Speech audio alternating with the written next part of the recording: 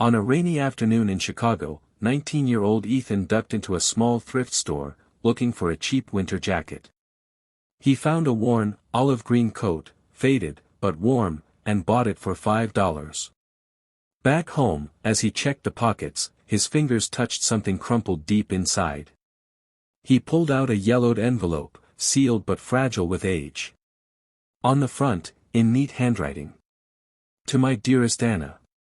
Curious, Ethan carefully opened it. Inside was a letter dated November 10, 1943.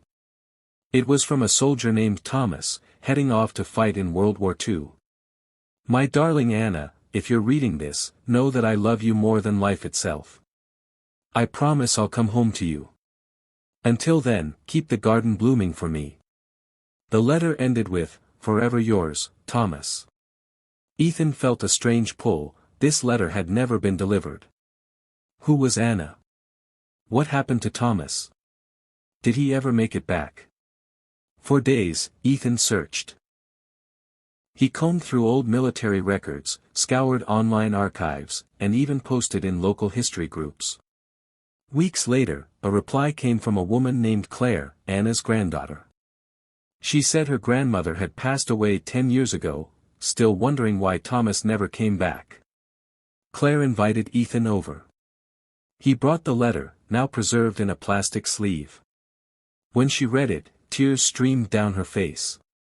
"My grandmother talked about Thomas until the day she died. She said he was the love of her life. She never knew what happened." Claire explained that Thomas had been killed in action just weeks after writing the letter. Somehow, it had been left in his jacket, forgotten for decades. By returning the letter, Ethan gave Anna's family a piece of closure they never thought they'd have. Claire framed it and placed it beside Anna's old wedding photo. Yes, she eventually married, but her heart had always carried Thomas's memory. As Ethan left, Claire hugged him and said, "You didn't just return a letter. You finished a love story that was left unfinished for 80 years.